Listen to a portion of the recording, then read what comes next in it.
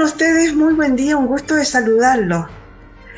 Un informe de la Organización Mundial de la Salud alertó sobre el preocupante avance de la hipertensión en Chile, revelando que un 36% de la población padece de esta enfermedad. Expertos aseguran que cada vez se están detectando casos a más temprana edad y más casos. Además, el informe proyecta que si Chile mejorara sus cifras, podría evitar más de 35.000 muertes al 2040. ¿Qué es la hipertensión? ¿Por qué aparece? Vamos a conversar con el doctor Hugo Verdejo, especialista en enfermedades cardiovasculares de la Facultad de Medicina de la Universidad Católica e investigador de ACDIS. ¿Cómo está usted? Muy buen día, un gusto que nos haya recibido. Buen día, Miriam, y muchas gracias por la invitación para hablar de este importante tema, ¿no? Oiga, sí, un importante tema que preocupó muchísimo porque parece que ha avanzado, ha crecido. Cuénteme un poquito los alcances que tiene esta encuesta que fue publicada que fue realizada por ellos, por la Organización Mundial de la Salud.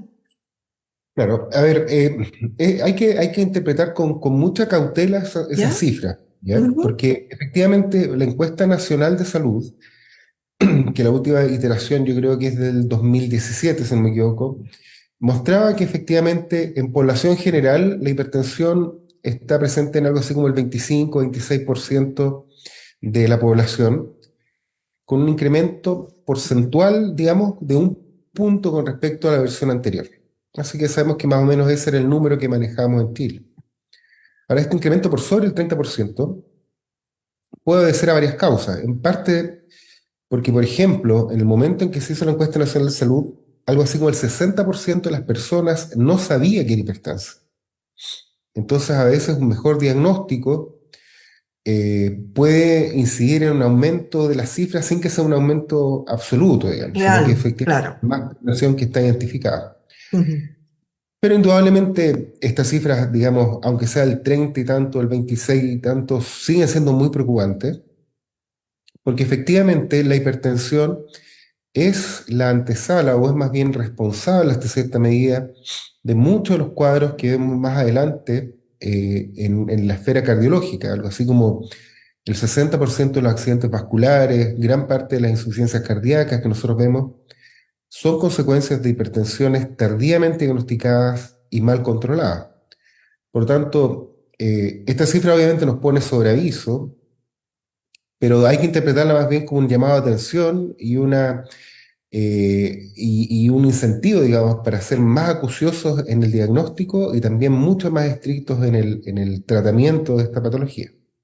Oiga, doctor, a mí me llama la atención que siempre cuando uno decía si tenía hipertensión o no, en realidad se hablaba como de una cierta condición, pero no de una enfermedad. Y ahora se está hablando realmente de una enfermedad y que más encima parece ser que no tiene síntomas. Claro, a ver, la hipertensión arterial, digamos, se define por la presencia de cifras tensionales persistentemente elevadas por encima de ciertos O límites sea, que dan no por una sola vez, digamos. No, un par. yo iba en la calle y, oh, justo están tomando la presión. Exacto, es lo mismo que Ya, decimos que una golondrina no hace verano, es lo mismo, digamos. ya. ¿Ya? Porque, por ejemplo, si yo estoy estresado, si yo estoy asustado, si me acabo de tomar una taza de café, si hice ejercicio, mi presión puede subir y esa muchas veces es la respuesta fisiológica al estrés. Pero para hacer el diagnóstico de hipertensión requerimos de que en forma repetida, por lo menos en dos muestras separadas por 2 semanas, digamos, la presión se mantenga dentro de cifras elevadas. ¿Ya? Y si uno hace un holter, en general la media tiene que estar por encima de ciertos valores y más del 40% de las medidas van a estar también por encima de esos valores. Así que en general la hipertensión es esta enfermedad caracterizada, digamos, por cifras tensionales repetidamente elevadas. A ver, yo lo voy a interrumpir porque ahí me dijo varias cositas que quiero aclarar. ¿Qué significan las cifras alteradas? Que estén por encima de. ¿Cuáles son esas? Porque uno sí dice, ah, no, tiene 14,7, pongámosle, y uno no sabe mucho de qué se trata. Exacto. Durante mucho tiempo, digamos, el valor normal se postuló que era 140-90.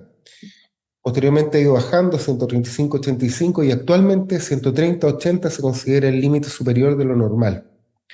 Así que presiones por encima de eso, ¿ya? Son presiones que uno considera en rango, ¿no es cierto?, de prehipertensión o hipertensión. 130, bajo 130-80 en general es el valor de presión normal. Así que, indudablemente, como digo, el concepto de la hipertensión como una enfermedad es algo que ha ido evolucionando porque corresponde a una enfermedad que es del grupo de lo que se llaman enfermedades crónicas no transmisibles, que efectivamente es el área de interés de ACDIS. Y estas son enfermedades que se caracterizan por aparecer en la conjunción de una suerte de background genético de riesgo. Uno tiene muchas veces una herencia familiar de persona hipertensa, con un ambiente que hace más propenso el desarrollo de la enfermedad. En el caso de la hipertensión, ¿no es cierto?, una dieta rica en sal, sedentarismo, dieta rica en grasas, digamos, obesidad, son factores que junto a un background genético aceleran o permiten la presión de la hipertensión. Y el concepto de esta enfermedad crónica es que es una enfermedad que uno puede controlar. O sea, una hipertensión bien tratada va a estar controlada y uno puede mantener presiones normales. De hecho, ese es el objetivo del tratamiento. Sin embargo, si uno suspende el tratamiento, efectivamente la presión va a volver a elevarse. Por lo tanto, estas son enfermedades que tienen que estar crónicamente tratadas. Y lo que usted dijo, Miriam, es muy importante. Uno suele asumir que la hipertensión va a causar síntomas, no sé, que sangra la nariz, que se ponen rojos los ojos, que duele la cabeza. Y si eso es cierto, en algunos casos puede ocurrir. En la gran mayoría de los pacientes, la hipertensión es absolutamente asintomática. Por lo tanto, la única forma de saber que uno es hipertenso es acudir a un control de salud en el cual se pesquisa efectivamente cuáles son las cifras tensionales. Oiga, doctor, usted también mencionó hace poquito rato el tema del Holter o de un examen que se hace en forma recurrente, digamos, por un tiempo, se miden. ¿En qué condiciones tienen que ser medidas esa, ya sea el Holter o ya sea, para que nos explique, o esta medida de presión, digamos, la típica que le hacen en el brazo a uno? Exacto. Bueno, Ah, una de las... y agreguemos aquello de que ahora venden y por todos lados, ¿no? Esas brazaletes que uno se pone y se los lleva para la casa y se puede controlar. ¿Son verdaderos, no? ¿Son verídicos, no? ¿Sirve de algo? En general, con respecto a las tomas de presión, para el diagnóstico existen dos como grandes estrategias. Uno es el famoso screening o pesquisa, que corresponde a dos tomas semanales durante 2 semanas que uno hace en el consultorio, por ejemplo. Y esas condiciones, esas tomas tienen que tener ciertas características. Uno tiene que haber llegado y haber reposado 5 o 10 minutos antes de tomarse la presión, sin haber pasado un mal rato, sin haber tomado café, ¿no es cierto? Porque todo eso puede alterar el valor de la presión normal. Si yo llego corriendo y me tomo la presión, muy probablemente va a estar alta, eso no dice nada. El Holter, de cierta forma, es una estrategia que permite subsanar a cierta forma y uno lo usamos cuando tenemos dudas con respecto al diagnóstico. Y lo que hace el Holter es que el Holter va a monitorizar la presión arterial durante un día completo, tomando en intervalos cada 15 minutos durante el periodo diurno y cada media hora durante el periodo nocturno. En general, el Holter tiene puntos de corte ligeramente diferentes que los habituales, pero uno informa un Holter como positivo en la medida que la presión exceda 130-80, ¿no es cierto? Y también en la medida que las cargas, en otras palabras, el número de veces que la presión excede el valor normal es mayor al 40%. Así que el informe es técnicamente un poco diferente, pero esencialmente son dos herramientas que se usan para registrar la presión. Con respecto al automonitoreo de la presión arterial, a ver, yo creo que bien usado es útil. En el sentido que si efectivamente uno cumple las reglas, o sea, uno toma la presión estando en reposo, 5 o 10 minutos, sin haber pasado un mal rato, sin haber tomado café y se registra, eso nos puede orientar.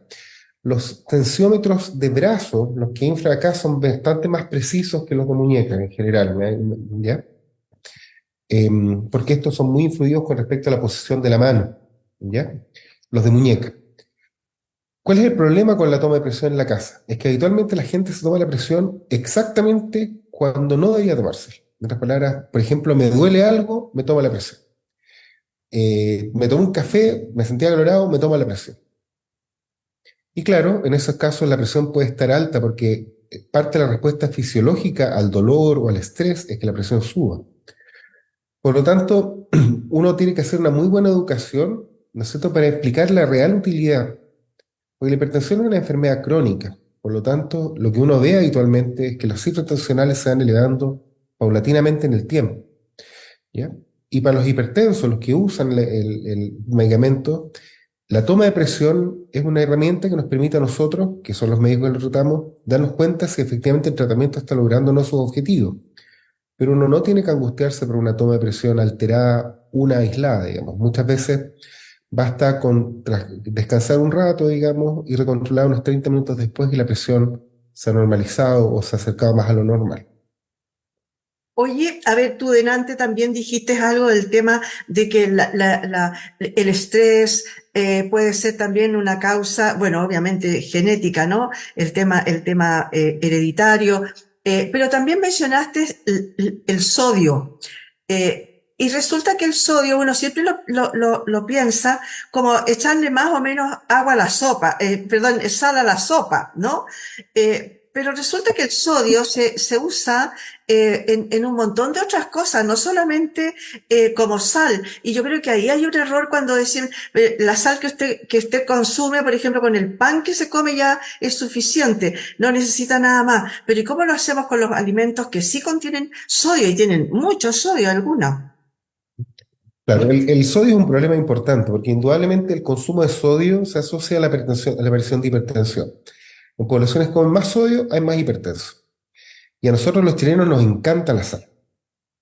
Nuestra dieta promedio, para que usted se haga una idea, contiene unos 8 a 10 gramos de sal en promedio, cuando en la recomendación debería ser no exceder los 4 gramos de sal.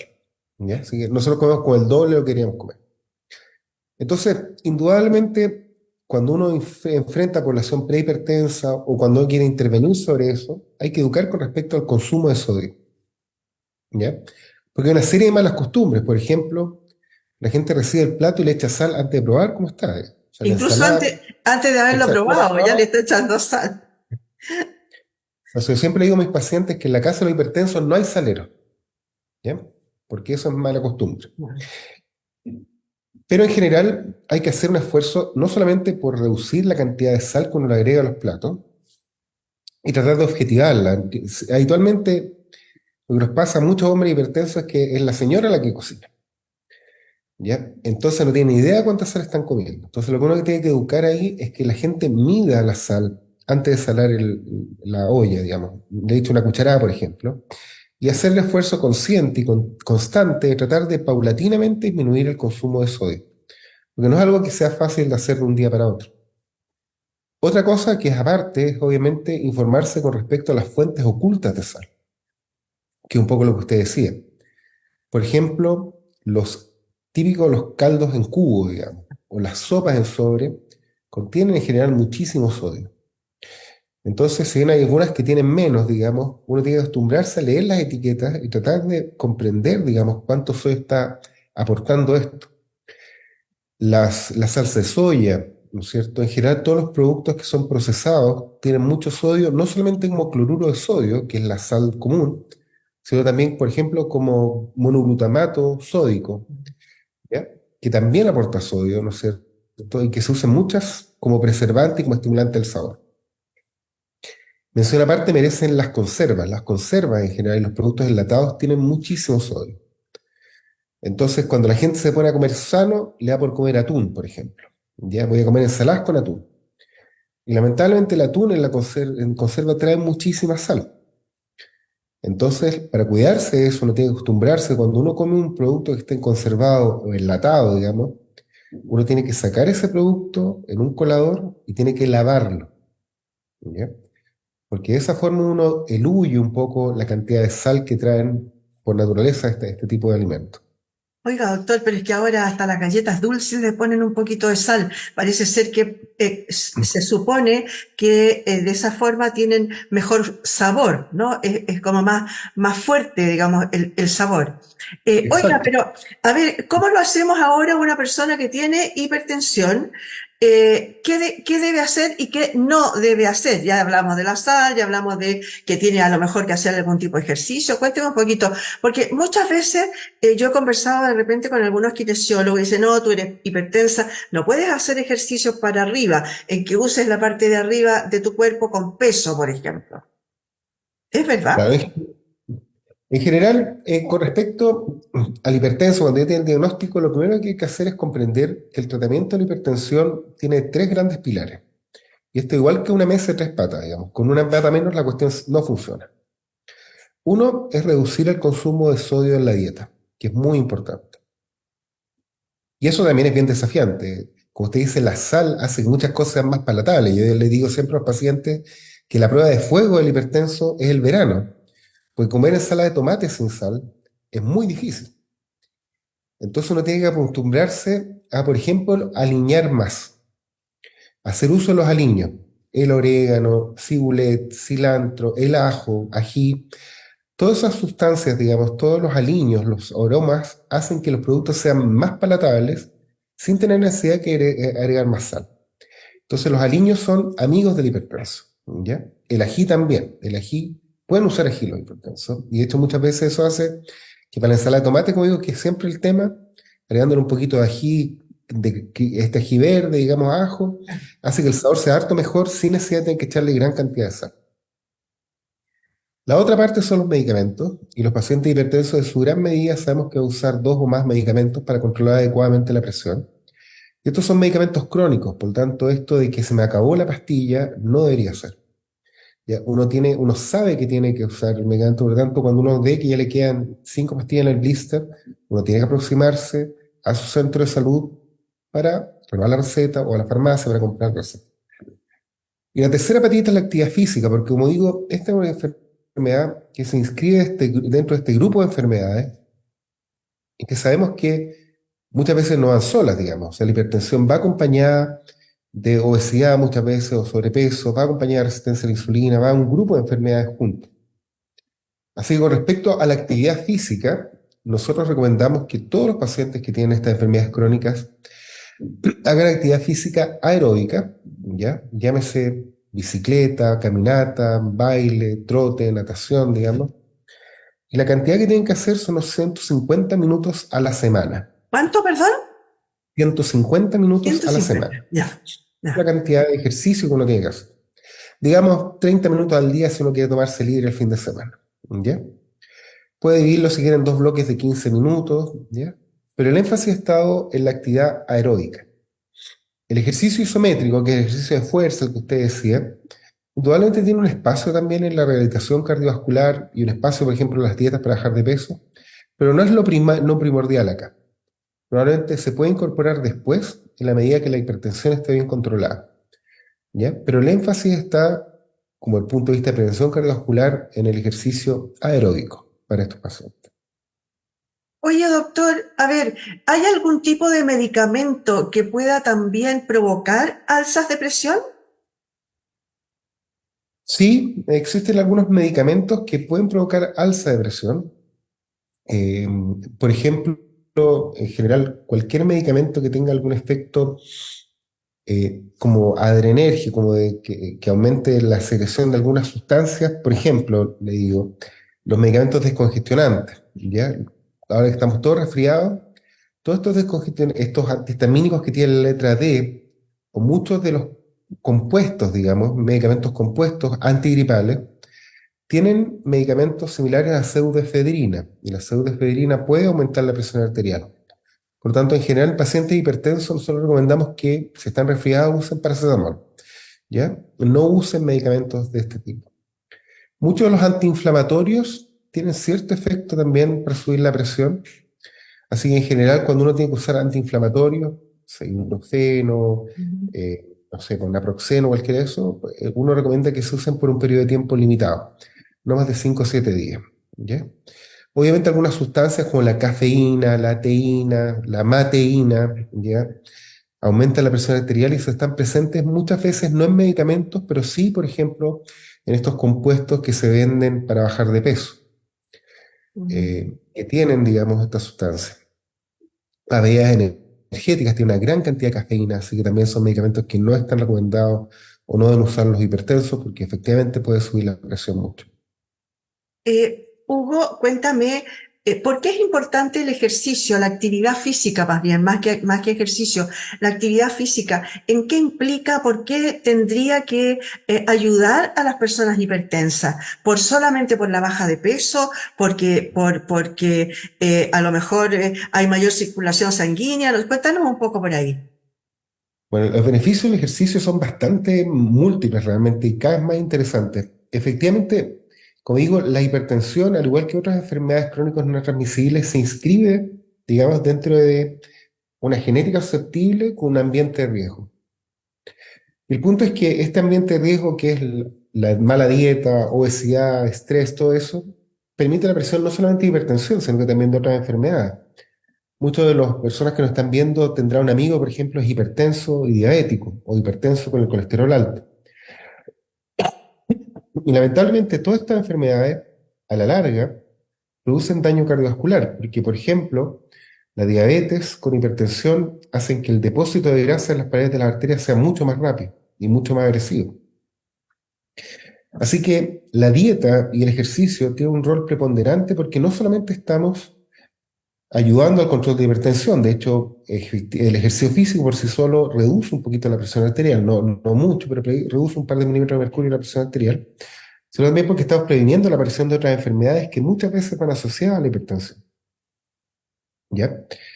Por ejemplo, el síndrome metabólico, esta característica de resistencia a la insulina, que cuando uno la abandona termina siendo diabetes, muchas veces está presente en las personas que son hipertensas. ¿No es cierto? Entonces, cuando uno enfatiza el ejercicio físico, no solamente está a corto plazo ayudando al control de la presión, sino que a largo plazo, estamos hablando de las décadas siguientes, estamos previniendo que no aparezca otra enfermedad crónica que complique más el cuadro del paciente. Ya, perfecto, ya entendí. O sea, en realidad es como el paso, podría llegar a ser el paso, el primer paso para una cosa bastante más grave, ¿no es cierto? Ahora, yo tenía ahí un concepto errado. Yo creí que hipertensión iba de la mano con el tema del colesterol alto, y no No necesariamente forzosamente, parece. no forzosamente. Sin embargo, es una asociación muy común, digamos, Ya. por lo mismo. ¿Y por qué se produce en realidad? ¿Por el estrechez de alguna manera de los vasos sanguíneos? ¿El corazón tiene que trabajar más? ¿Por alguna anomalía? ¿Por qué? ¿Por qué se produce la hipertensión? ¿Mm? Perdona. La hipertensión, bueno, la hipertensión, existen dos grandes formas de hipertensión. La hipertensión más común es la que llamada esencial, que es la más común, la que todos conocemos. Y aquí hay una suma de fenómenos que está convergiendo en la elevación de la presión arterial. Por una parte, los vasos sanguíneos de los hipertensos tienden a tornarse más rígidos, ¿ya? También se activan mecanismos que hacen, por ejemplo, que la persona retenga ávidamente la sal. Al retener sal, el cuerpo retiene líquido también, con lo cual aumenta el volumen intracelular y eso también tiende a elevar la presión. Existen también mecanismos, por ejemplo, en las personas obesas, los niveles de catecolaminas, que son la adrenalina, esencialmente están mucho más altos, ¿ya? Y suelen causar aumentar la presión arterial. Misma cosa las personas que tienen trastornos del sueño, las personas que tienen apnea de sueño suelen ser hipertensas porque tienen niveles de catecolaminas muy altas que elevan la presión arterial. Y en esos casos, a veces tratando la apnea de sueño, baja significativamente la presión arterial. Existe otro grupo aparte, que es lo que se llama la hipertensión arterial secundaria, que es una hipertensión arterial que obedece a una causa particular. Por ejemplo, personas que tienen una estrechez en las arterias que van al riñón. Y eso hace que el riñón sienta que no le está llegando sangre y envíe una señal al cuerpo para aumentar la presión, erradamente, digamos. Entonces, esta persona tiene presión muy alta, pero en estas personas, si uno soluciona el problema, se elimina la hipertensión. Entonces, la hipertensión arterial, cuando uno recibe un paciente, uno siempre estudia y trata de descartar que no haya una causa secundaria, porque esas son potencialmente tratables, mientras, ¿no es cierto?, estudiamos y completamos. Ahora, la hipertensión secundaria es mucho más grave, mucho más agresiva, pero es mucho menos común. El grueso de las personas tiene esta hipertensión esencial, y dado que, como digo, ocurre la convergencia entre una suerte de genética de riesgo y un ambiente propicio, la genética todavía no la podemos cambiar, así que lo que hay que hacer es cambiar el ambiente. Y por eso el énfasis en las medidas no farmacológicas para tratar esta patología. En buenas cuentas, absolutamente crónica, por más que uno se medique y mantenga súper controlada, no la va a poder dejar nunca de lado los remedios, ¿no es cierto? Exacto, es una enfermedad crónica, por lo tanto los medicamentos son muy importantes para mantener un control normal de una persona normal. ¿Ya? Y eso es muy importante que la gente lo sepa. Pasa lo mismo con el colesterol, digamos. Cuando una persona tiene colesterol elevado, uno siempre parte con medidas no farmacológicas. Pero si no logramos controlar con medidas no farmacológicas y partimos con medicamentos, esos medicamentos van a estar por mucho tiempo, potencialmente de por vida, porque significa que con dieta y ejercicio yo no logro controlar mi colesterol, no logro llegar a niveles que necesito, por lo tanto necesito el apoyo de un medicamento. Perfecto. Doctor, y para ir terminando, cuéntenos, a ver, ¿qué le diría usted a la persona que nos está viendo hoy día? ¿Desde qué edad más o menos debería empezar a hacerse controles y de vez en cuando preocuparse un poquito del tema? A lo mejor tiene las mamás, los papás, algún tipo de herencia por ese lado. ¿Qué le diría a usted? ¿Quién debe ya empezar a preocuparse? ¿A partir de cuándo? En los niños es común? Es rara la hipertensión en los niños. En los Ya, niños habitualmente, si tenemos hipertensión, suele ser por una causa secundaria. ya. Así que es muy importante diagnosticarla, porque puede ser muy agresiva, pero lo bueno es que habitualmente solucionar problemas saca la hipertensión. La hipertensión convencional es una patología de las personas adultas, ¿ya? Por lo tanto, cualquiera de nosotros, más que preocuparse, tenemos que ocuparnos de nuestra salud. Si, finalmente, yo creo que durante mucho tiempo ha habido mucho énfasis en la enfermedad. Y probablemente acá lo que tenemos que preocuparnos es mantenernos sanos. Ya, ese es el énfasis que tenemos que cambiar un poco el switch, digamos. No hay que ir al médico cuando uno está enfermo, sino que hay que ir al médico para asegurar que uno siga sano. Por lo tanto, todas las personas tienen derecho a un control rutinario de salud, ya sea a través del consultorio, a través de su prestador de salud. Y eso uno puede hacer desde los 35, 40 años, una vez al año, que lo van a evaluar, van a ver cuánto está pesando, cuánto está midiendo, algunos parámetros como la hipertensión, o sea, la presión arterial que tenga, ¿no es cierto?, exámenes generales, y eso permite identificar muchos elementos que potencialmente, intervenidos precozmente, cambian el transcurso de la persona. El problema que tenemos ahora es que la gran mayoría de las veces las personas llegan cuando hay una historia de 20 o 30 años de hipertensión nunca diagnosticada, mal controlada, y ya estamos viendo el daño que se produjo en el sistema circulatorio y en el corazón. Así que yo le diría a todas las personas que yo creo que tenemos que empoderarnos en el cuidado de la salud. Es nuestra responsabilidad individual, por lo tanto tenemos que ir rutinariamente al control, y existe la instancia de hacerlo de forma gratuita, ¿ya? Para pesquisar oportunamente estas patologías y así evitar el desarrollo de estas enfermedades más preocupantes. Le damos las gracias al doctor Hugo Verdejo, especialista en enfermedades cardiovasculares de la Facultad de Medicina de la Universidad Católica e investigador de ACDIS. Otro día vamos a conversar, doctor, sobre las investigaciones que ustedes están haciendo en ACDIS, ¿no? Porque tengo entendido que ahí tienen varias cositas sumamente importantes. Encantado, Miriam. Cuando ustedes quieran, nos juntamos nuevamente. Bueno, ya sabe, muchas gracias. Ya sabe, señoras y señores, él vaya eliminando la sal de a poquito y empieza a alinear con otro tipo de especias. No, si ya es hipertenso, no olvide sus medicamentos. No tiene perdón de Dios si no lo compró a tiempo. Y por último, una actividad física aeróbica, por ejemplo, tan simple como salir a caminar. Media horita diaria, más encima se va a encontrar con vecinos, lo va a pasar regio, porque va a poder conversar con ellos, va a poder comuchantear. Muchas gracias por haber estado hoy día en este punto de encuentro.